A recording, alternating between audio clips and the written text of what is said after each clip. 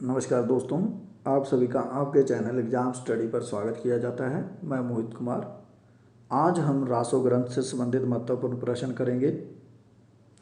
आप सभी के पास 2 सेकंड हैं। आप अपना उत्तर आपने कॉपी पर नोट करें और वीडियो के अंत में बताइएगा कि आपकी कितनी तैयारी हुई है।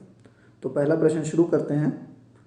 तो आज का पहला प्रश्न है, गासादा तासी ने रासो शब्द की उत्पत्ति किस शब्द से माना है?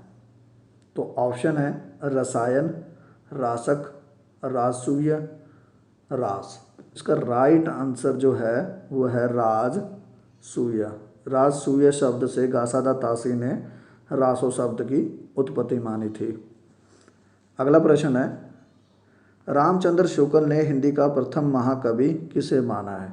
तो ऑप्शन है हमारे चंद्रबरदाई, सरहप्पा, तुलसीदास, जयसी। तो इसका राइट आंसर हो जाएगा बिल्कुल सही चंद्रबरदाई। चंद्रबरदाई को उन्होंने प्रथम महाकवि माना था और उनकी रचना पृथ्वीराज रासो को प्रथम महाकाव्य माना था रामचंद्र शुक्ल जी ने। अगला प्रश्न है, खुमान रासो की रचना किस साहित्यकार ने की है? जो खुमान रासो ग्रंथ है उसकी रचना किसने की है? तो ऑप्शन है हमारे दलपति विजय, नरपति नालय, नल सिंह और जगनिक। तो इनमें से किसने रचना की थी? तो इसका राइट आंसर हो जाएगा दलपति विजय। दलपति विजय जी ने खुमान रासो की रचना की थी। अगला प्रश्न है, पृथ्वीराज रासो में कितने संस्करण प्राप्त होते हैं? बहुत ही आसान सा सवाल है कि कितने संस्करण प्राप्त होते हैं पृथ्वीराज रासो ग्रंथ में। तो ऑप्शन है 2, 4, 5, 6। तो इसका राइट आंसर हो जाएगा 4। 4 संस्करण प्राप्त होते हैं पृथ्वीराज रासो ग्रंथ के। अगला प्रश्न है, पृथ्वीराज रासो को सुखसुखी संवाद के रूप में रचित मानने वाले आलोचक हैं। सुखसुखी संवाद इस रचना को किसने कहा था? तो ऑप्शन है आचार्य रामचंद्र शुक्ल, हजारी प्रसाद द्विवेदी, मिश्र बंधु, जॉर्ज क्रिएशन। तो इसका राइट आंसर हो जाएगा हजारी प्रसाद द्विवेदी। हजारी प्रसाद द्विवेदी जी ने सुखसुखी संवाद माना था और सुखसुखी संवाद से अभिप्राय या मतलब कह लेंगे तोता मैना का संवाद। तोता मैना का संवाद माना था हजारी प्रसाद द्विवेदी जी ने। अगला प्रश्न है, विशलदेव रासो में 12 मासा किस माह से प्रारंभ होता है? तो ऑप्शन है आषाढ़, बैसाख, सावन, कार्तिक। तो इसका राइट आंसर हो जाएगा, राइट आंसर है कार्तिक। कार्तिक माह से 12 मासा प्रारंभ होता है। अगला प्रश्न है, विशलदेव रासो की रचना नरपति नाला ने कब की थी? तो ऑप्शन है संवत 1212, संवत 1252, सन 1212, संवत 1155। तो इसका राइट आंसर हो जाएगा, राइट आंसर है 1212। संवत 1212 में नरपति नाला ने विशलदेव रासो की रचना की थी। तो अगला क्वेश्चन है हमारा, रासो ग्रंथ की भाषा है। रासो ग्रंथ की भाषा बतानी है हमने। ऑप्शन है प्राकृत, अपभ्रंश, डिंगल पिंगल, ब्रज। तो इसका राइट आंसर हो जाएगा डिंगल पिंगल। डिंगल पिंगल भाषा में रासो ग्रंथ की रचना की गई थी। डिंगल में क्या होता था, वीर काव्य लिखे जाते थे और पिंगल किस लिए प्रयोग होता था? श्रृंगार रस के लिए। तो अगला प्रश्न है, नल सिंह द्वारा रचित रासो ग्रंथ है। नल सिंह द्वारा रचित रासो ग्रंथ बताना है। ऑप्शन है विजयपाल रासो, परमार रासो, खुमान रासो, हमीर रासो। राइट आंसर हो जाएगा विजयपाल रासो। विजयपाल रासो की रचना किसने की थी? नल सिंह ने। तो अगला प्रश्न है, किस रासो ग्रंथ में आला और उदल नामक 2 वीर सरदारों का वीरतापूर्वक युद्धों का वर्णन किया गया है? आल्हा और ऊदल का जिक्र किस ग्रंथ में मिलता है? तो ऑप्शन है हमारे विजयपाल रासो, परमाल रासो, खुमान रासो, हमीर रासो। तो इसका राइट आंसर हो जाएगा परमाल रासो। परमाल रासो में आला और ऊदल का जिक्र मिलता है और इसे आला खंड भी कहा जाता है। अगला प्रश्न है, परमाल रासो का प्रकाशन चार्ल्स इलियट ने किस वर्ष करवाया? प्रश्न है, परमाल रासों का प्रकाशन चार्ल्स इलियट ने किस वर्ष करवाया?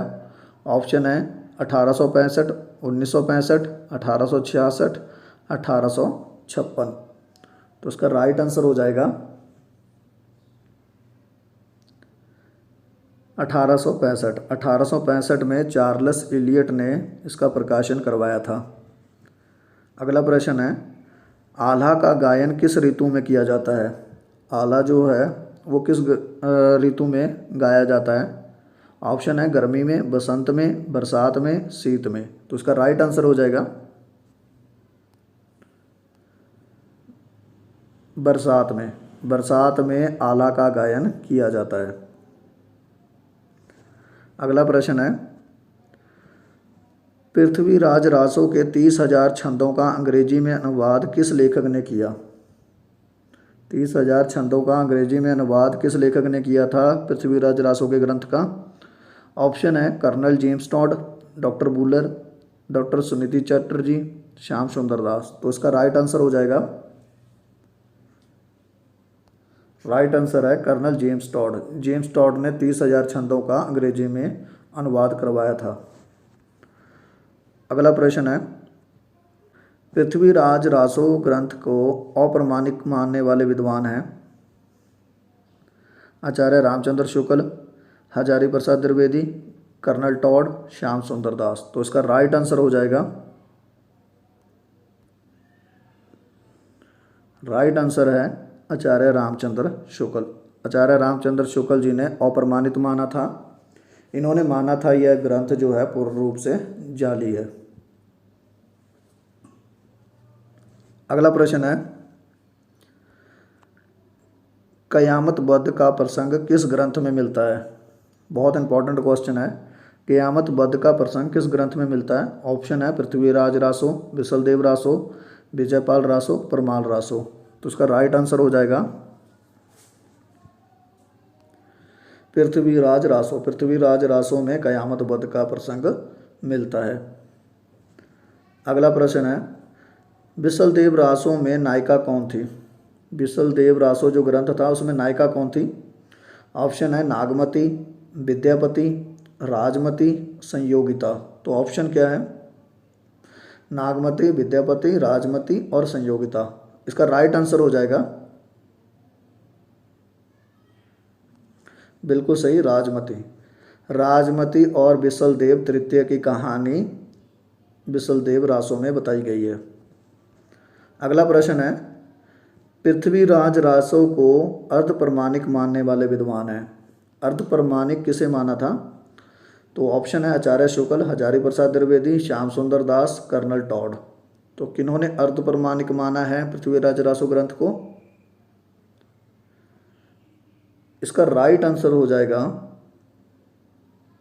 हजारी प्रसाद द्विवेदी। हजारी प्रसाद द्विवेदी जी ने आधा सही ग्रंथ माना था और आधा झूठा ग्रंथ माना था। अगला प्रश्न है, कुछ लोगों का विचार है कि पृथ्वीराज रासो ग्रंथ को चंद्रबरदाई के पुत्र ने पूरा किया, जिसका नाम है? पृथ्वीराज रासो ग्रंथ जो है उसके पुत्र चंद्रबरदाई के पुत्र ने पूरा किया था। तो वो क्या नाम था? ऑप्शन है जलहन, कलहन, बिलहन, उपरोक्त में से कोई नहीं। तो राइट आंसर हो जाएगा इसका जलहन। जलहन ने इस ग्रंथ को पूरा किया था। आपको कमेंट करके बताना है कि जलहन ने कितने समय लिखे थे। इस ग्रंथ को पूरा करने के लिए जलहन ने कितने समय लिखे थे और चंद्रबरदाई ने कितने समय लिखे थे। ये कराया हुआ है और बहुत ही आसान क्वेश्चन है, तो ये ज़रूर बताइएगा। अगला प्रश्न है, निम्नलिखित में से किस ग्रंथ में वीर रस की अपेक्षा श्रृंगार रस अधिक है? बताना है जो वीर रस नहीं है उसकी जगह श्रृंगार रस पाया जाता है, वो कौन सा ग्रंथ है।